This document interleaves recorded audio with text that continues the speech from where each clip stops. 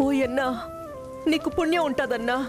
ఈ ఒక్క పొద్దుకి వాళ్ళని ఇంట్లోకి రానివ్వన్నా. అవసరం లేదు. కష్టం తెలిసినప్పుడే జీవితం విలువ తెలుస్తుంది.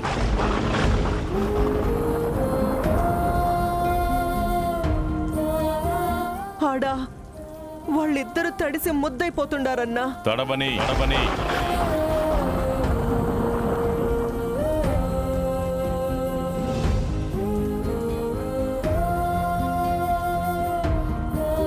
జ్వరమో గిరమో వచ్చినదంటే రానివ్వు.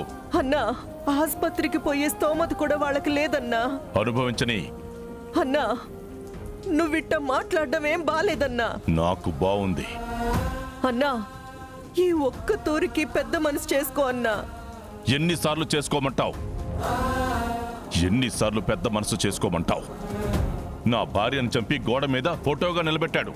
పెద్ద మనసు చేసుకున్నాను.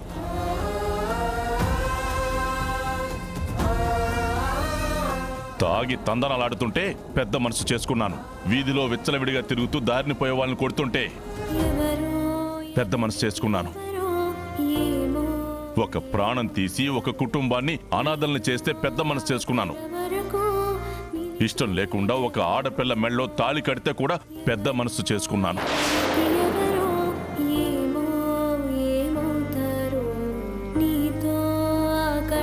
కన్న తల్లి మీద ఒట్టేసి కూడా తాగొస్తే అప్పుడిక పెద్ద మనసు చేసుకోవడానికి నాకు మనసే లేకుండా పోయింది.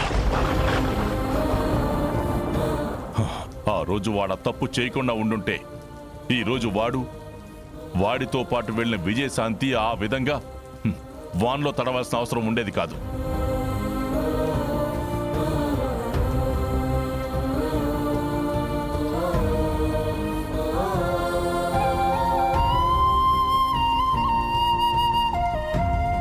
అన్నా, జరిగిపోయిన వాటి గురించి ఎన్నిసార్లు చెప్తావన్నా నువ్వు?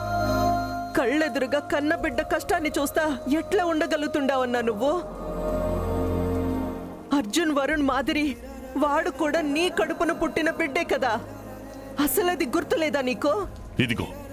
ఇదిగో ఇలాగే ప్రతిసారి వాడి తప్పులకి గొడుగు పట్టి అడ్డంగా నిలబడుతున్నావు కాబట్టి వాడలా తయారయ్యాడు.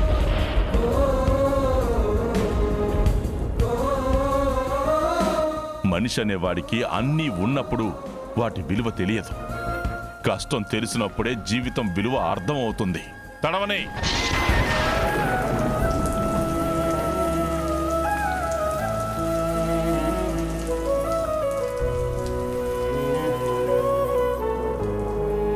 ఆ వానలో తడిసి వాడు చేసిన పాపాలు కాస్తైనా కడిగేసుకొని వాణ్ణి నమ్మొచ్చినందుకు వాడి భార్య కూడా వాడి ముందు కష్టపడుతుంటే అప్పటికైనా వాడికి బుద్ధొస్తుందేమో, వాడు చేసిన పనులకి సిగ్గొస్తుందేమో చూద్దాం.